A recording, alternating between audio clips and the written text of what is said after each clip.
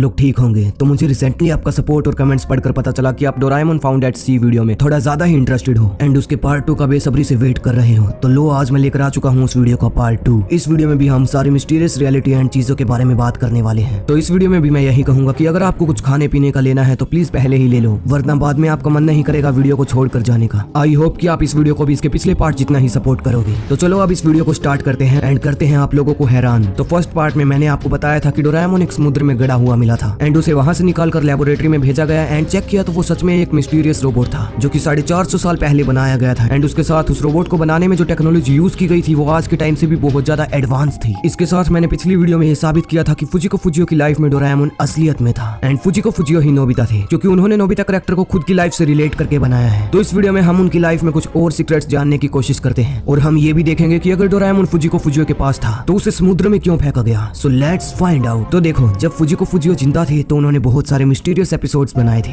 And काफी mysterious movie भी, जिनके बारे में बाकी सारे यूट्यूबर्स ने बहुत सारे मिस्टीरियस वीडियो बना रखी है एंड ऑलमोस्ट इन सभी मूवीज के अंदर रोबोट्स के बारे में जिक्र जरूर किया गया है। एंड मैं डोरेमोन की बात नहीं कर रहा, डोरेमोन को हटाकर भी सभी मूवीज में रोबोट का हमेशा एक बिग रोल रहा है। और डिटेल्स में जाने के लिए हम 1993 में आई एक डोरेमोन मूवी खेल खिलौना और भूल भुलैया मूवी के बारे में बात करते हैं। इस मूवी में दिखाया गया है कि रोबोट्स बहुत बुरे काम करने की सोच रहे हैं एंड दुनिया पर कब्जा करने की सोच रहे हैं। और इस मूवी में हमें एक चीज दिखाई गई है, इस मूवी में सभी रोबोट्स डोरेमोन के पीछे पड़े होते हैं, पर इस मूवी के बीच में एक रहस्यमय चीज भी होती है। और वो चीज ये है कि इस मूवी में डोरेमोन को किडनैप करके उसे शौक दिए जाते हैं एंड जब वो खराब हो जाता है तो उसे समुद्र में फेंक दिया जाता है। एंड यही सेम चीज हमें रियल लाइफ में अब देखने को मिला कि डोरेमोन समुद्र में गड़ा हुआ था एंड उसका मुंह भी कुछ ऐसे ही था जैसे उसे किसी ने शौक दिया हो। तो क्या इससे मेरा मतलब ये है कि इस मूवी का विलन डॉक्टर नापो की सुतारो कभी असली में एग्जिस्ट करता था? वेल नहीं, मेरा मानना ऐसा बिल्कुल नहीं है। पर हाँ, इस चीज से ये तो पता चल ही रहा है कि कोई तो ऐसा था जो डोरेमोन को डिस्ट्रॉय करना चाहता था। और इस चीज को कंफर्म बोलने से पहले इस चीज से रिलेटेड एक और एविडेंस मैं आपके सामने रखना चाहता हूँ। बहुत सालों पहले एक मिस्टीरियस डोरेमोन मूवी दुनिया के सामने आई थी जिसका नाम था डोरेमोन रोबोट्स वॉर। इस मूवी को मिस्टीरियस इस मूवी का अनऑथराइज्ड होना बनाता है। अनऑथराइज्ड मतलब एक ऐसी मूवी जो कभी ऑफिशियली नहीं बनाई गई, लेकिन किसी और स्टूडियो ने या किसी इंसान ने इस मूवी को बना दिया एंड दुनिया के सामने पब्लिश कर दिया। इस मूवी के बारे में हमें कुकुज नेस्ट स्टूडियो बताता है, क्योंकि यही वो स्टूडियो है जिसने इस मूवी को बनाया था। एंड इस मूवी में भी डोरेमोन की कुछ अजीब घटनाओं के बारे में जिक्र किया गया था। इस मूवी में दिखाया गया था कि डोरेमोन पर एक प्रोफेसर या डॉक्टर जलने लगता है एंड डोरेमोन को डिस्ट्रॉय करने के लिए एक रोबोट बनाता है। पर ये मूवी जैसे ही दुनिया के सामने पब्लिश की गई तो तब ही सभी जगह से इसे हटाने की कोशिश हुई एंड आज ये मूवी लॉस्ट हो चुकी है, मतलब इस मूवी का नामो निशान कहीं भी नहीं है। तो देखो, इस मूवी को कुकुज नेस्ट स्टूडियो ने बनाया था एंड ये स्टूडियो काफी ज्यादा बड़ा है और प्रोफेशनल स्टूडियो है, तो ये ऐसे ही किसी और के राइट्स को अनदेखा करके मूवीज नहीं बना सकता। इसका मतलब कुछ तो बड़ा रीजन रहा होगा कि कुकुज नेस्ट जैसे बड़े स्टूडियो को भी डोरेमोन की ऐसी मिस्टीरियस मूवी बनानी पड़ी। तो हो सकता है कि इस मूवी को बनाने का रीजन यही हो कि कुकुज नेस्ट स्टूडियो के फाउंडर को डोरेमोन की असलियत के बारे में पता चल गया हो एंड वो उसे दुनिया के सामने लाना चाहते हो, पर वो इस कोशिश में नाकामयाब रहे हो। तो इन बातों को ध्यान में रखकर यही चीजें पता लगती हैं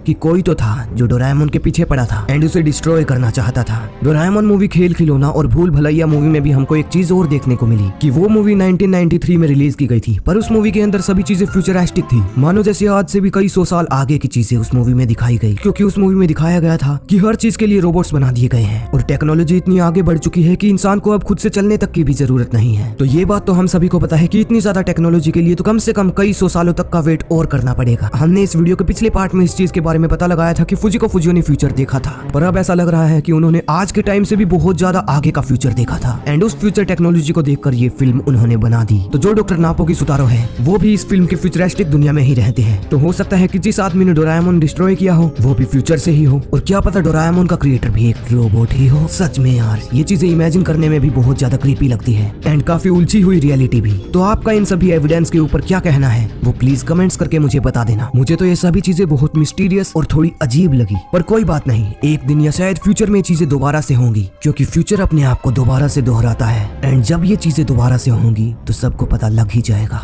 पर फिलहाल के लिए अभी कुछ नहीं कह सकते। सो होप कि आपको ये वीडियो पसंद आई होगी, तो वीडियो को लाइक करके चैनल को भी सब्सक्राइब कर देना एंड कमेंट्स भी करना कि आपको ये सभी चीजें सुनकर कैसा लग रहा है। सो फिलहाल मैं चलता हूँ और मिलता हूँ आप लोगों से किसी और दिन किसी और वीडियो में। तब तक के लिए गुड बाय।